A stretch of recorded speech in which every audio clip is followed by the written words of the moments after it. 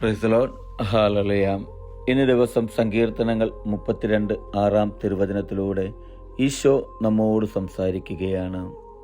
ആകയാൽ ദൈവഭക്തർ ആപത്തിൽ അവിടുത്തോട് പ്രാർത്ഥിക്കട്ടെ. കഷ്ടത കരകവിഞ്ഞൊഴുകിയാലും അത് അവരെ സമീപിക്കുകയില്ല. പ്രിയപ്പെട്ടവരെ, ഇന്നത്തെ തിരുവചനത്തിലൂടെ നമുക്ക് കാണുവാൻ സാധിക്കും, കഷ്ടത കരകവിഞ്ഞൊഴുകിയാലും അത് നമ്മെ സമീപിക്കുകയില്ലെന്ന് തിരുവചനത്തിലൂടെ ഈശോ നമ്മെ ഓർമ്മപ്പെടുത്തുകയാണ്. വചനം ഇന്ന് നമ്മോട് പറയുന്നത് എങ്ങനെയാണ്? ദൈവഭക്തർ ആപത്തിൽ അവിടുത്തോട് പ്രാർത്ഥിക്കട്ടെ എന്ന്. യേശു പ്രിയ സഹോദരരെ, ഇന്ന് ഈ വചനം കേൾക്കുന്ന ഓരോ വ്യക്തികളോടും എനിക്ക് പറയുവാനുള്ളത്, നമ്മുടെ ജീവിതത്തിൽ നമുക്ക് പലപ്പോഴും വേദനിക്കേണ്ട അല്ലെങ്കിൽ ആ ഒരു അവസ്ഥയിലൂടെ കടന്നു പോകേണ്ട സാഹചര്യങ്ങൾ നമ്മുടെ ജീവിതത്തിലുണ്ടാകാം.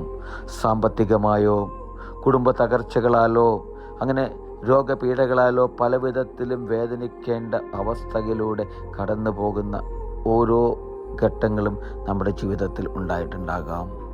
പക്ഷെ വചനം നമ്മോട് പറയുന്നു, ദൈവഭക്തർ, പ്രിയപ്പെട്ടവരെ, ദൈവത്തിൽ ആശ്രയിക്കുന്നവർ, ദൈവത്തോട് പ്രാർത്ഥിക്കുന്നവർ, ദൈവത്തോട് ചേർന്നിരിക്കുന്നവർ, അവിടുന്ന് പറയുകയാണ്, ആപത്തിൽ അവിടുത്തോട് പ്രാർത്ഥിക്കട്ടെ എന്ന്. പ്രിയപ്പെട്ടവരെ, ദൈവത്തോട് ചേർന്നിരുന്ന് പ്രാർത്ഥിക്കുവാൻ എനിക്കും നിങ്ങൾക്കും സാധിക്കണം. നമ്മുടെ കഷ്ടതയിൽ ഞാനും നിങ്ങളും കഷ്ടപ്പെടുമ്പോൾ, വേദനിക്കുമ്പോൾ, ആകുലപ്പെടുമ്പോൾ ഈശോയോട് ചേർന്ന് നിൽക്കുവാൻ, ഈശോയിൽ നിന്ന് അകന്നു പോകാതെ ആ തിരുമാറിലേക്ക് ചേർന്ന് നിൽക്കുവാൻ നമുക്ക് സാധിക്കണം. അങ്ങനെ എൻ്റെയും നിങ്ങളുടെയും ജീവിതം ഈശോയോടുകൂടെ ചേർത്ത് വയ്ക്കുമ്പോൾ വചനം പറയുന്നു, കഷ്ടത കരകവിഞ്ഞൊഴുകിയാലും. പ്രിയപ്പെട്ടവരെ, നമ്മൾ മുങ്ങിപ്പോകേണ്ട ഒരവസ്ഥയിലൂടെ ആയാൽ പോലും അത്രയധികം വേദനിച്ചു കഴിയുന്ന ഒരു കാലഘട്ടമാണോ, അല്ലെ അത്രയധികം വേദനിച്ചു കഴിയുന്ന ഒരു അവസ്ഥയിൽ കൂടെയാണോ ഞാനും നിങ്ങളും കടന്നു പോകുന്നത്? മുങ്ങിത്താണു നിൽക്കുന്നൊരവസ്ഥയിൽ കൂടെ ആണെങ്കിൽ പോലും ഈശോ പറയുകയാണ്, അത് അവരെ സമീപിക്കുകയില്ലെന്ന്.